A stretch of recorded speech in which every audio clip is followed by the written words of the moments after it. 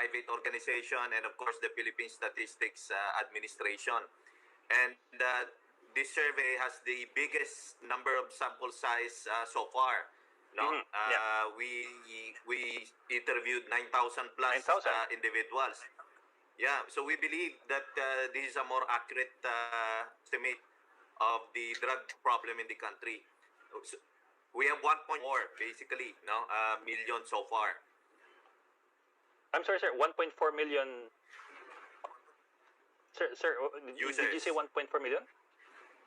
Users. Yeah. But I thought the drugs in your website, the DDB says the 2019 drug survey shows drug use prevalence is at 2.05%.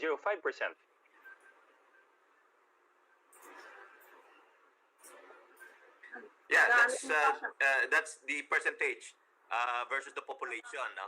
Oh, but okay. the total number is around million. 1.4 million. That's around 2%. Okay. Sir, so but again, I go back to my question. You are saying that this is the biggest sampling size that we've had so far in all the previous surveys on drug use. But what does this show us? Is it a downtrend? Is it what? Because we've had so many figures in the last 5 years that and the figures are so varied.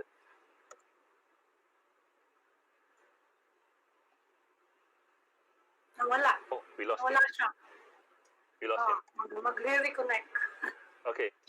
This survey was published in October of this year, but it was conducted between December of 2019 and February of 2020. Yun nga, again, for context, in 2014-2015, the DDB pegged it at 1.6 million thereabouts users.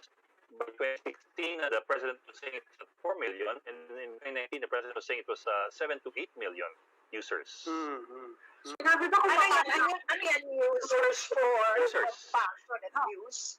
Users. Just another. Or just users both legal and illegal? Ganon. This is illegal. Actually, that's an important question, no? Parang, because sorry, I mean, welcome back. But that's the other thing we wanted to ask, no? Apart from the percentage, what is the definition of users now? Because earlier on, that was also a contentious point with the Duterte administration, because the past ways to define drug use was over a certain period, whereas the president chose to define his numbers. That's where he got his higher numbers of 7 million, I believe, when he says, no, we're going by the definition of if you ever tried even once in your life. No? So what's the definition when we say the 1.6 million right now? What is the definition of a drug user?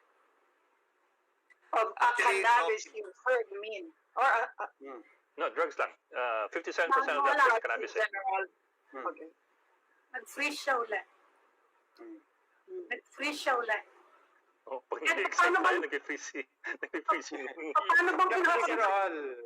Yeah, I agree with you, Ed. Survey, Ed? Paano na-conduct yan? I mean, do you ask people actually if they use marijuana? It doesn't say in the Paano website. pag nakuha yan? Yan pinagtataka ko dyan eh. May umaamin but I think this one is referring to the more periodic and more standardized survey. This is not something that's conducted every year.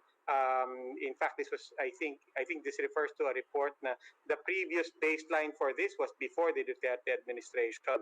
So this is an important follow-up. That's why I agree with you, Ed. It's quite crucial to understand the baseline and how the what the definition of terms are here. And I do remember a year or two ago, the DDB promised to do the survey to finally come up with a baseline that's sort of uniform and more scientific. Ewan ko kung even then, nandun pa rin yung tanong ngayon, sino may aamin ba talaga dyan? Kahit naman before Duterte's time, talaga may problema ka if you're a drug user. Sinamin mo yun, nandun ka sa bahay mo or even in the street. Saan makakarating yung information na yun, di ba? Mhm. But Nakalamayan police na mga in any case, this is the number. In any case, this is the lower number in terms of drug users, di ba?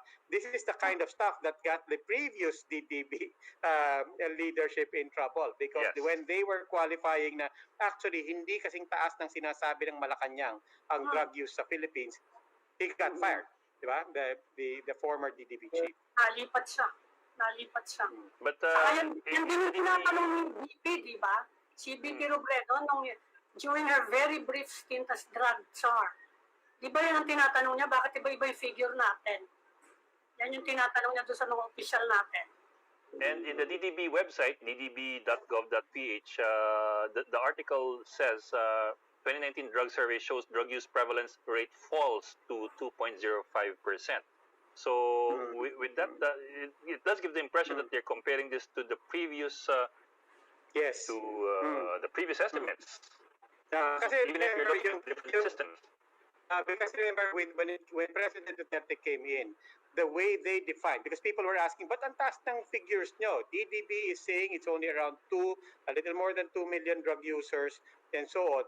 Malacanang, the administration basically said, no, iba ang definition natin ng drug users. Ang definition nila is if you've ever tried even once in your life, you're counted as a drug user. Whereas in this survey, it is more stringent. That would include It's Bato more de la than- Rosa already. Kasi si Yeah, Bato exactly. admitted to using drugs. I mean, look, let's be honest about it. It includes a lot of our friends, and it includes a lot of people in our resources. Uy, ako yan Diba? But I mean, but you're right, diba? We guested Bato de la Rosa. He said, yeah, no time ko sa PMA. Oh, of course, diba? Parang I'll be honest, I tried marijuana and so on. So that counts that. And it counts a lot of people who, to use an even milder word, experimented once and never did it again. So yung itong survey na to, mas stringent. It's over a recent period and also repeated habitual use talaga. So it becomes, but it's important for policy making and it's important for policy debates also to get that clear. And it's also important to talk about whether or not the numbers should be compared with each other. Kasi nga, if you're looking at an entirely new system altogether, baka it's apples and oranges. It also frames the entire war on drugs in a different context. Diba? The president said, crisis to. No, we're a narco state. And he's citing 6%, 7%. Versus right now, no, it's not even 2%. I'm still there at your question, Ed, na how to reconcile 1.6 and 2%. Because 1.6 is only around, 1.6 million is only around 1.3%. So it's not even 2%. I mean, not to quibble over percentages and a fraction of a percentage, but obviously 1.3% is napakalayo sa 7%. Saka dapat siguro magkaroon ng survey on specific drugs. Kasi medyo parang iba ng henerasyon ng marijuana at ang shabu, no? Saka yung ecstasy. Medyo iba yun, ha? With 108 million population, 2.05% is equal to 2.16 million Filipinos. Diba? Not 1.6. Sige. Yeah, mag-break muna siguro tayo while waiting for the DDB official to come back. Okay. Sige, let's just go into a break first, so please stay with us.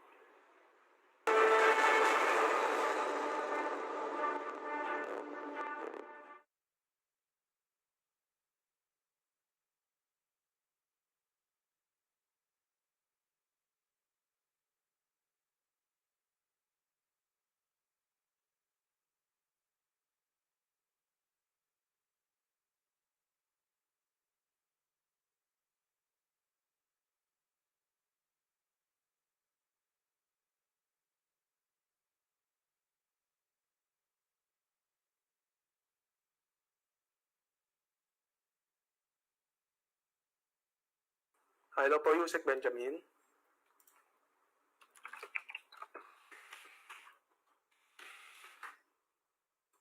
Hello po.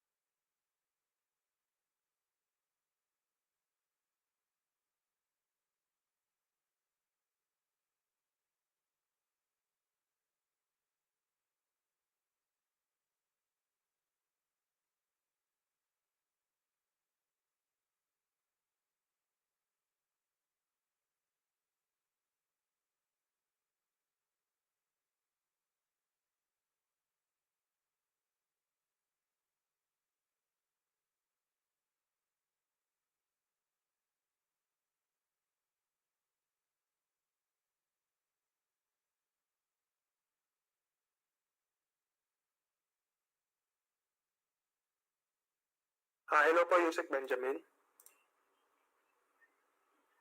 Hello, Usec. Hello. Apo, ano po yung connection na gamit mo ngayon, Usec? Ito, LTE. LTE ngayon siya. LTE po ngayon. Choppy pa rin po eh. Pwede po try ulit natin sa Wi-Fi, sir. Baka umayos na po. Okay, sige. Sige po.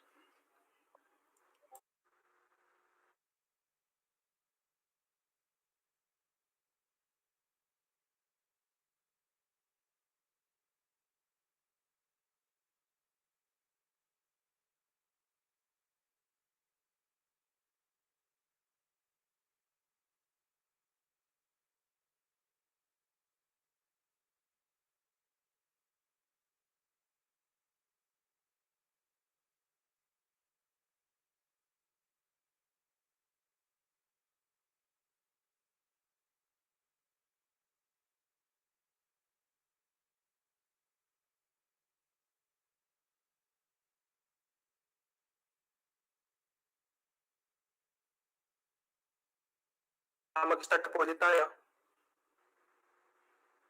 Okay. Narinig mo ako? Apo, sir. Malinaw ko na po.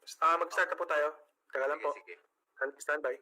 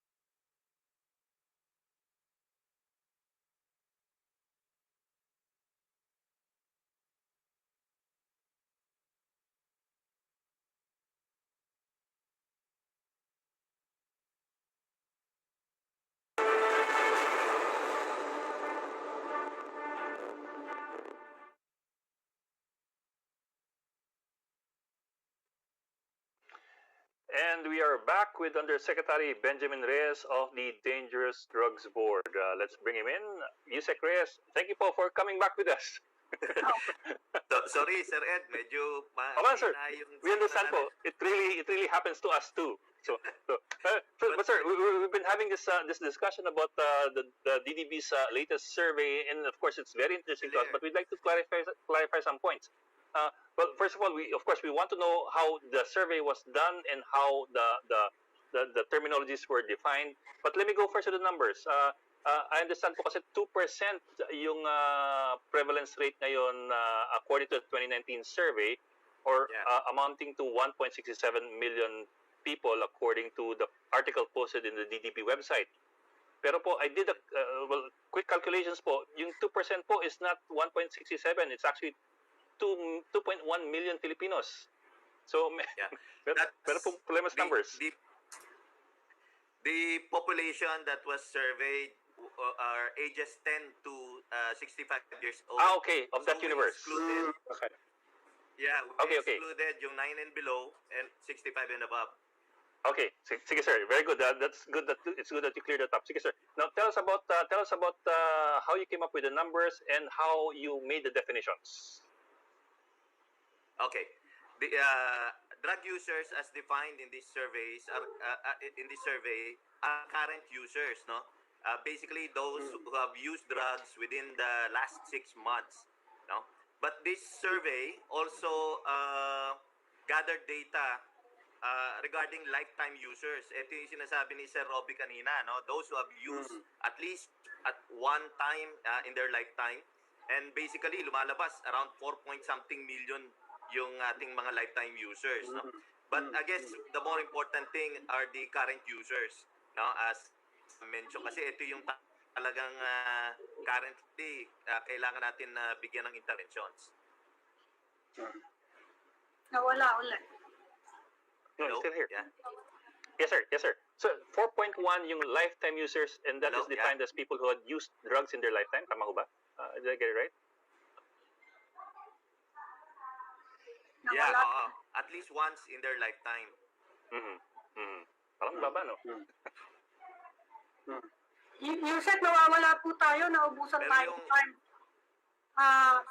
Punta lang po tayo dun sa yung introduction ni Ed kanina. Tatanong ko lang, the DDB is opposing the legalization of methanol kasi House bill to legalize medical marijuana. Ano po yung main niyan? Parang you're going against the trend worldwide.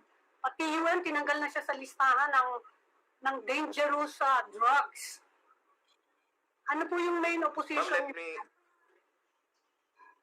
let me clarify po. Let me clarify po. Hindi po siya tinanggal sa listahan ng dangerous drugs. Can you hear me? Opo. Yes, sir. Go ahead. Can you hear me? Opo, Opo. hindi po siya Yes. tinanggal sa listahan ng dangerous drugs. Ano No? siya? Kasama pa rin po siya sa listahan ng dangerous drugs. Is Hmm. that now, Pero- just that now, ang marijuana po, kinoconsider na merong possible medical use.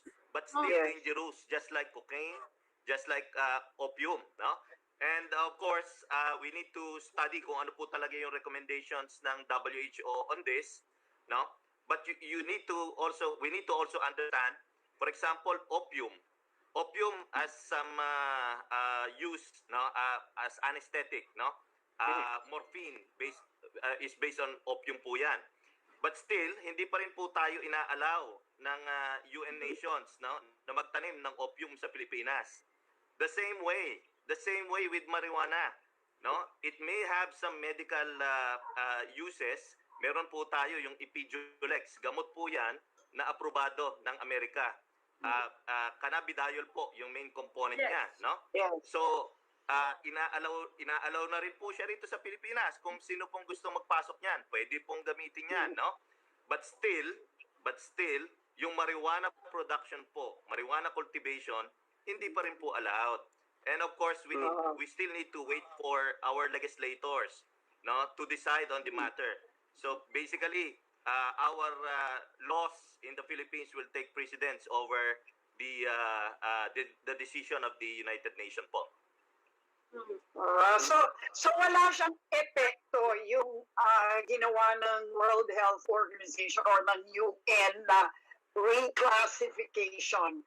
Anong implication nun sa sa paggamit natin ng cannabis dito? Well, actually, yung pong UN conventions, although signatory po ang Pilipinas, basically it's recommendatory po, no? Of course, yung local laws will take precedence over yung international conventions po. So, whatever was recommended by the UN, it should be studied po what is applicable in our own setting. And again, daraan po yan sa ating legislation, no? Sa Congress po.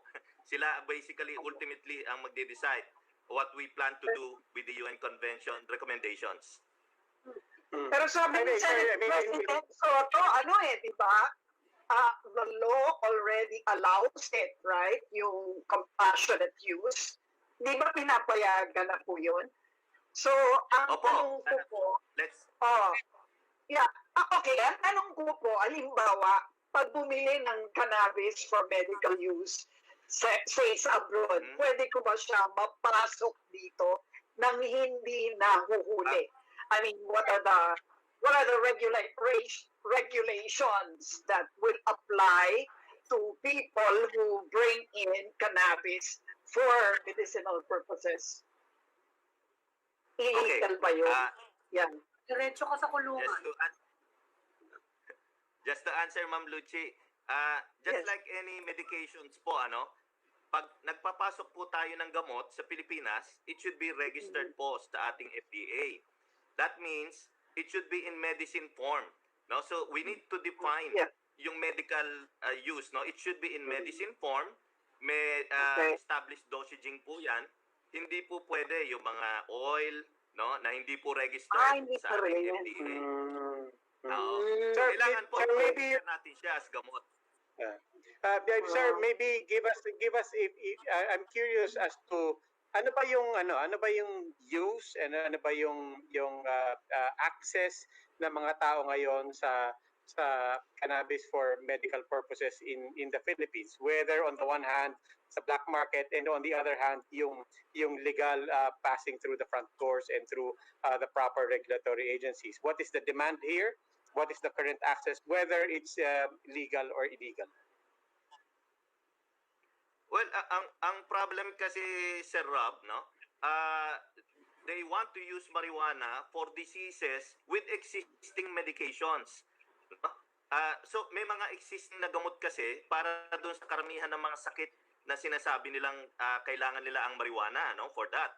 And so we feel na yung mga medications na to with FDA registration are more effective, no, than yung mga untried and untested and unregistered products. But to answer your question, Sir Rob, no, ang ating pong FDA, we're able to provide access, no, doon sa compassionate use. In fact, I think I was informed by Usec Eric Domingo of FDA. They already allowed several instances, no, na ipasok yung gamot sa atin for compassionate use. But again, with the proviso that it should be in medicine form. Hindi po pwede yung raw form. And basically, it should be registered sa country of origin.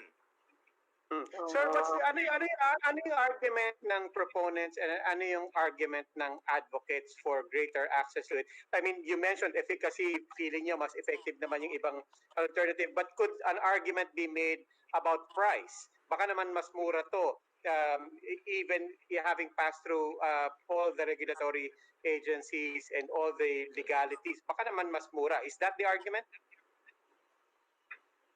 Well, they thought, no, if we will allow cultivation and production of marijuana as a medicine in the Philippines, that it would be cheaper. That's what they think. No, of course they don't know how yung pharmaceutical industry works, how we process these plants for medical use. Hindi rin po ganon. Even in the US, no, may mga states na po na nag-allow ng marijuana. Were they able to lessen the cost ng finished product ng marijuana medicines per se? No? Hindi rin po eh. But that's what they hope to accomplish. No? Yun po yung hopes nila. And so this is the big debate right now in the Philippines. Na yan po yung kailangan na pagdebatihan ng ating mga senador at mga congressman. Alright. Okay. Maraming salamat Yes, sir. po. Yes. We wish we had more time, sir, pero sayang dami na pinapag-usapan sana eh. Maraming salamat po si Undersecretary Benjamin Reyes ng Dangerous Drugs Board. Sir, thank you for joining us tonight.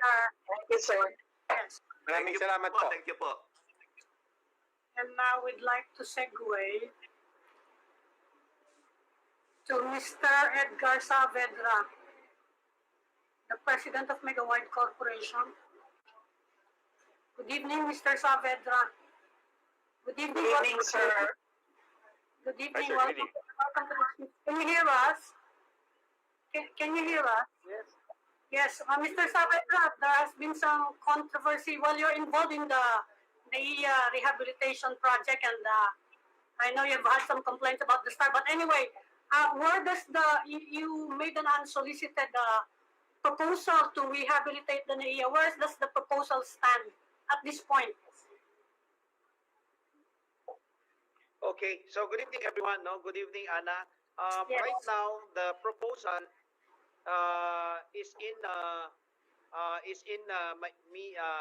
MIA, MIA, no? It's Manila International Airport Authority. It's under MIA, and to be submitted to NEDA on the proposal. Mhm. Right now, just to give you an update, no, kasi the first time when we submitted, when we complied, typically the agency has to submit a proposal and submit it to NEDA. Tapos, NEDA will make the approval of the projects. Then, once this project is approved, then it will then further go to a Swiss challenge. Ano ibig sabihin ng Swiss challenge? Yes. Parang i-bid out yan. Yung proposal mo, i-bid out yan to open the bid to all public bidders, whoever will want to challenge. Ganun ho ang proseso ng ng unsolicited proposal under BOT law. Mr. Saavedra, you were in charge of the Mactan International. I've been there. It's really very nice. Siguro bigyan nyo kami lang ng ng overview what you are planning to do with NAIA. Well, yung ano kasi, no, yung NAIA proposal natin, as we all know, there was a first proponent, no, submitted in NAIA last 2 years ago. Yes. Then after that 2 years, hindi yung natuloy, no, they back out, they withdraw. Then the government asked us, kasi we submitted po a second proposal next to the previous proponent. Tapos, when they approach us and ask us, okay, are we open to accept the offer exactly the same what was offered to the previous proponent? So sabi namin, yes, we are, kasi we have the track record sa Mactan ho. We've been operating Mactan for more than half decades. And then ang gagawin ho natin talaga sa NAIA, no, first is we have to fix the problem. Right now, the number one challenge in NAIA is the constraints in the air congestion. Alam mo naman natin, di ba? We always have like flight delays, especially sa hapon hanggang sa gabi. So first, we need to address that. Meaning, right now, the NAIA has a capacity of 35 million passengers per year. But before pandemic, we were doing like 46 to 47 million. So over na ho sa capacity ng NAIA. Now, ang role namin is to be able to expand that capacity from 35 to 65 at the minimum, no, 65 million capacity. Meaning, if we will do that, mawawala ho yun mga flight delays natin sa air congestion. Number two, the other challenge that we have in NAIA, doon naman sa terminal side, di ba, especially during the peak season ng Christmas or Holy Week, usually ang check-in natin tumatagal, umaabot ho ng 1 hour, 1.5 hours. One of our challenge is to make sure that we will comply based on the standard KPI. There is an international standard for airport, no, that there should be the queuing time, the waiting time, the check-in time. Dapat makomply ho namin lahat yun based on the international standard of airport aviation procedure, no. So that's one of our challenges to do that. Then pangatlo ho, the third one is what the regulators have pushed, no, is that we should be able to give better revenue for the existing MIAA. Ano ibig sabihin nun? Kung magkano yung kinikita ng MIAA ngayon, dapat yung ibibigay namin sa gobyerno, there is a minimum guarantee plus a revenue sharing plus babayaran mo pa yung mga real property tax. Wala ho real property tax yun. Meaning, including LGU will have income, additional income. Because currently, wala walang real property tax. So ito ho yung ang kailangan ma-deliver ng operator namin. So in other words, we have to make sure that this transaction should be favorable to the government. So on top of this, we have to cap out all the investment. Yung 109 billion ho, nababasa niyo sa news, hindi na ho kailangan maglabas si government and we still need to give them the same revenue or the same income that they've been generating for the last 5 years, dapat mas malaki pa yun. Yun yung deliverables namin. Okay. Mr. Saavedra, I mean, let me just get to yung deliverables na linawin ko lang. When you talk about increasing the capacity of NAIA, you're referring to working on both the terminal as well as the runway issues? Yes. So you're going to build. What's the plan Yeah, of what's the attack on plan the for issue the of runways? runways? Yes. I Because guess- right now, Ano yung yeah, for the runways, no, what will be your plan? Because right now the problem is we have two runways that run perpendicular to each other, right? Intersecting runways. Yes. So They're are intersecting are runways. you? Yes. Will you be reconfiguring the runway so that they will be parallel at least, or will just there be one runway for both domestic and international? What's the plan there? Okay, we all know, no, we have a cross runway. So, I mean, we cannot expand additional new runway anymore. Now, what our plan is to reconfigure the runway by putting additional taxiways to improve the efficiency of the landing and takeoff. Meaning, paglapag ho ng eroplano, pwede agad siya lumabas ng runway. So, the strategy is to maintain the same runway, but we have to increase all the reconfigure it to increase more taxiways. Para ho, we can increase the capacity of the runway. And of course, hindi lang ho kasi runway ang kailangan dito eh. And one of the most important part is not only the infrastructure, but also the management side, the technology, the process, the training. All of these are part of that we will be doing to be able to increase the capacity. We have to work closely with our stakeholders, so sila CAAP and sila MIA. We need to work closely on so that we can increase the capacity. So it will still be a single runway system, in effect, with more Yes. taxiways and Yes. exits, no? Parang ganon. But will that necessarily Correct. will it decrease the turnaround time for airplanes, especially those that, kasi right now I understand that it takes them about 40 minutes to turn it around when, most of the time they want it done in other airports. It's done in like 25 minutes or even less. No? Will that single runway be able to address that? Yes, it is. In fact, Lucy, if like a very good example or reference is yung Gatwick Airport. They only have one single runway, but they're doing like 50 million traffic annual, and they don't have any constraint when it comes to delays in or air congestion.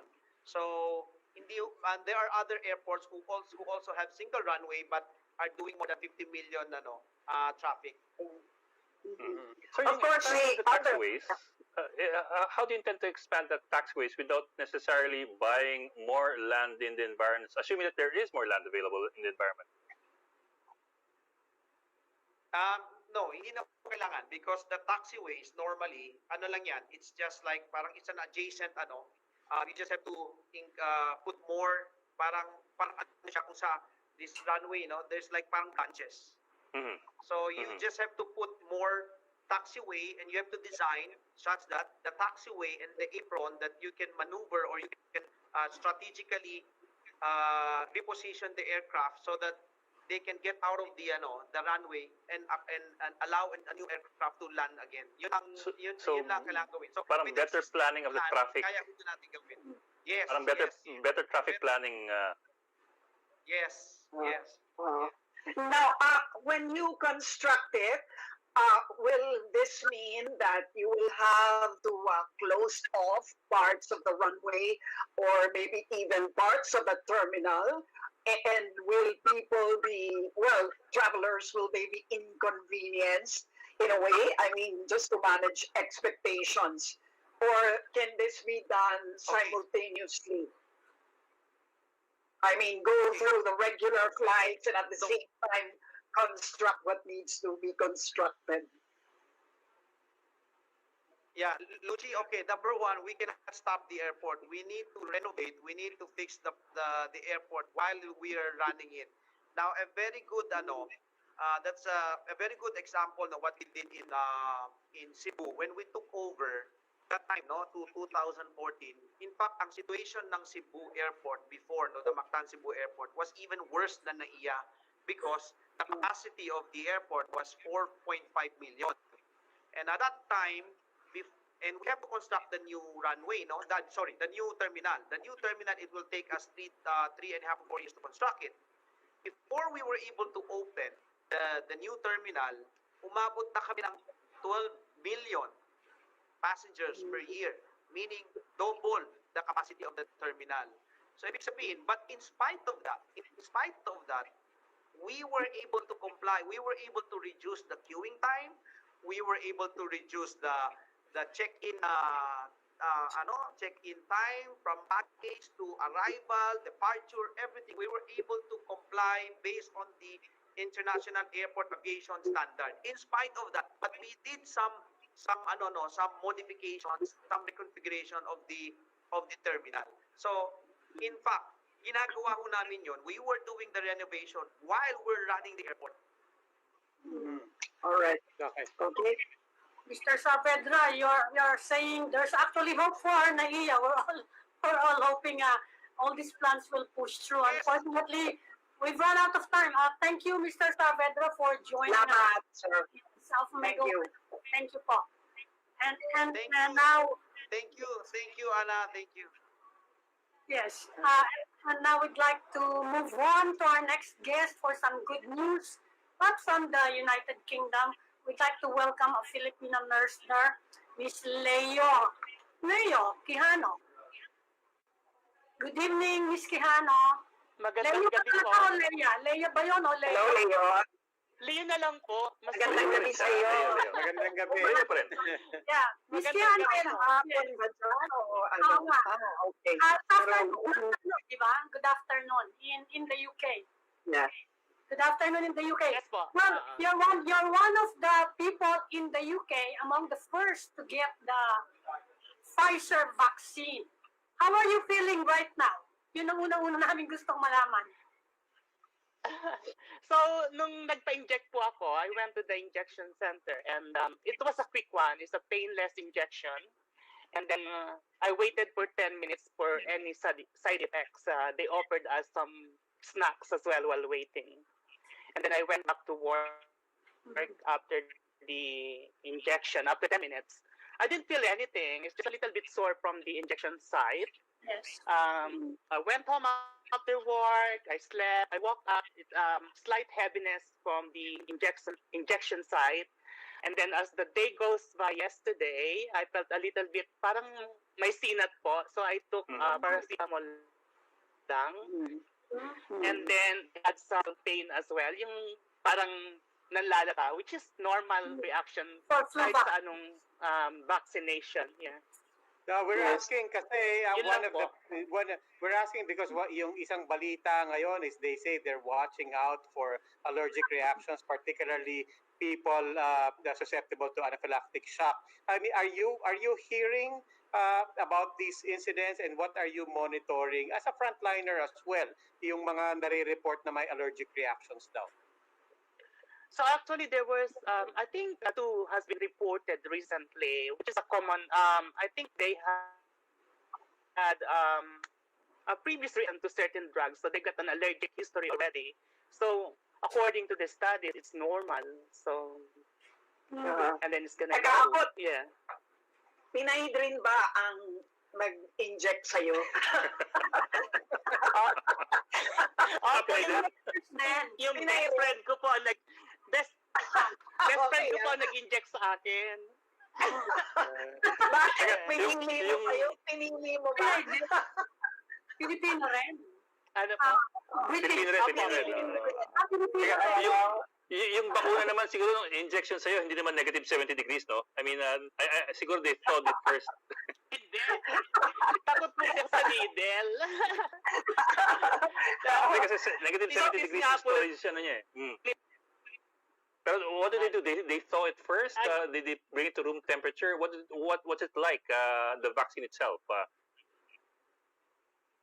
Vaccine, and it's just not only which injection. So it's just a tiny injection. But you need to go back after 21 days For the second dose. a repeat injection for the second dose. Yeah. And then after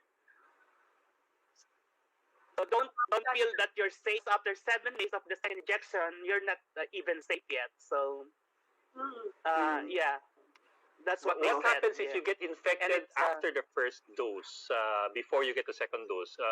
May protection ka na ba of any sort in between those doses? So basically, you just need to report any untoward signs and symptoms that you're, yung reaction na na-experience mo. There is a link and there were telephone numbers to contact. And you can contact your doctors as well, your GP. In the meantime, what's your routine ngayon sa pagtatrabaho mo? How long do you work? At saka, kasi balita namin na overwhelmed na rin yung mga hospitals. How's the work situation in your place? And maybe you can tell us more about your workplace. So basically, I've been a nurse in UK for almost 20 years, which is 20 years next year, the 21st. And I've been, specializing in kidneys, nephrology, so dialysis and the ward itself as well, so a rotational job. The problem with NHS is we're lacking, understaffing is the main problem, even before the pandemic. So, and it's more doubled when the pandemic came because most of the nurses become sick with COVID. I was a COVID positive beginning of June too. So I was very ill and luckily I'm still alive. So, yeah. Teka, I was ano naman, admitted, dyan? Yeah, kasi sa US, ang medyo mataas na ang casualty figures among the nurses there, no? Especially mga Filipino nurses. How is it there with you in the UK? Marami na bang, how are the figures? Marami bang nag-positive at meron na bang deaths then among the Filipino nurses?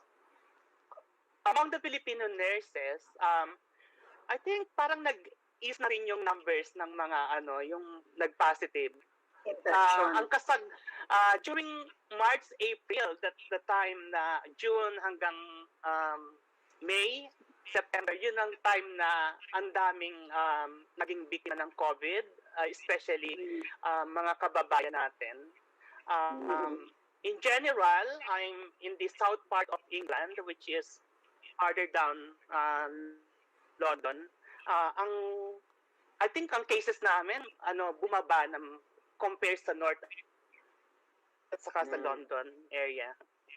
Yeah. Leo, I'm curious about yung general access ngayon or expectation ng mga tao dyan sa UK on their access to the for example, you said you had to wait. Did you have to apply or did you get the vaccine as part of the program for frontliners?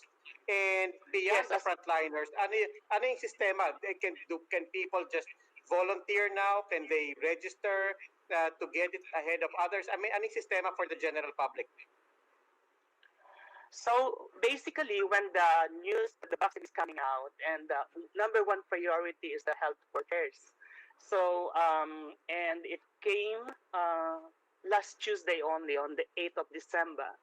So there is a COVID team across the trust, which they're gonna send you an email and then forwarded by the managers as well. There's a link that you need to book your appointment. I checked it on Tuesday. The bookings is all available that day, but basically it's the first day. And I heard there was a long queue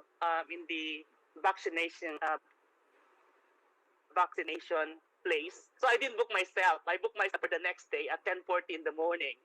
So it's more organized because we expect it's not that much organized on the first day normally. So I went there on Wednesday. So when I checked the booking system as well, the only available now that was from Wednesday is weekend onwards. I don't know by now because there are lots of people willing to have the vaccine now. So karamihan dyan, they want, so mababa lang dyan yung vaccine hesitancy or skepticism, even among frontliners. Kasi yun ang problema in places Marami. like Yes. Yes, marami pa rin pong reluctant at saka anxious about having the vaccine kahit yung mga kababayan po natin. Pero I think we need to encourage everyone, especially coming from me, which I have been a COVID survivor. So I was very ill. So I was really looking forward for the vaccination when it comes out.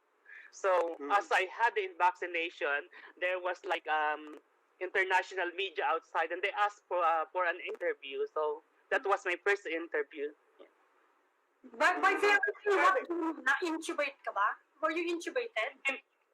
Hindi po. Ang effect po sa akin ng COVID was is more on my chest, but I didn't have any short of breath that much.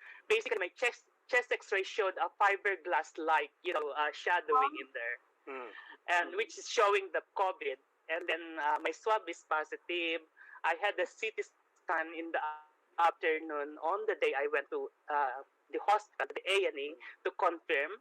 And then they checked my bloods, and the abnormal is the CRP, which is the inflammatory markers, and then the clotting of my blood, which is called the dimer, that can cause clots of blood causing cardiac arrest. Basically, when your blood is really thick. Yes. So I think, that's why they want to keep me on the hospital. I had some ECG changes as well. So yeah. So Leo, you got your first shot. Now you're gonna wait a few weeks. You need to take a second shot. Are they telling you ano yung expected ngayon? How long is it supposed to be effective? Assuming everything goes well. I mean, what's the least length or period that you can expect this to be to protect you from the disease? So as I think for me, as I read it, is basically you're not fully protected from the first dose until the second dose, even 7 days after the second dose. Yeah, it's well researched and tested, and and it's 95%. When they said 95% effective. So basically, that is all. We still need to do whatever we're doing during the pandemic, like social distancing and washing our hands, and we still need to keep safe, Yeah. Wearing mask. Yes. Wearing mask. Yes, mask. I forgot the mask. Pero kumusta naman yung I don't want to sound morbid pero mga ilan na kaya sa mga Filipino nurses natin have succumbed to COVID? Oh my God, I'm not very much aware. I heard a lot. A lot? I heard a lot. Yeah, but I don't have the number because I don't wanna. I don't wanna think about it. I just wanna get over it. Get over of this pandemic. Get over. I don't normally read. And I heard about it, but that's it. Yeah. When you say a lot, you're referring to Filipinos who were infected naman, no? Infected lang. Hindi naman No, sabi ko succumbed Socom. Yeah. Marami na socom, but I don't have the number, yeah. Wala namang, yes. Sa hospital namin, wala namang namatay. Alam mo yun. Okay, good. Wala namang warning. May mga na-IPU. Oo. When you were being tested, when you were being asked as a recipient of the vaccine, kasi ngayon sa US, the FDA approved it, yung panel nagrekomenda for the approval of FDA ng Pfizer vaccine, pero meron silang warning ay yung mga dati daw na nagkaroon na ng COVID, wag munang kumuha nun. Were you told about that? I think there's a certain, it's just from reading. There's a certain period of time before, but it wasn't on the assessment list when I went to the vaccination center, because as you go, you will be asked loads of questions about your allergy history. Are you taking medications? Any underlying diseases? Things like that. But they didn't ask me if I have been like a COVID positive before. Okay. Okay. Okay.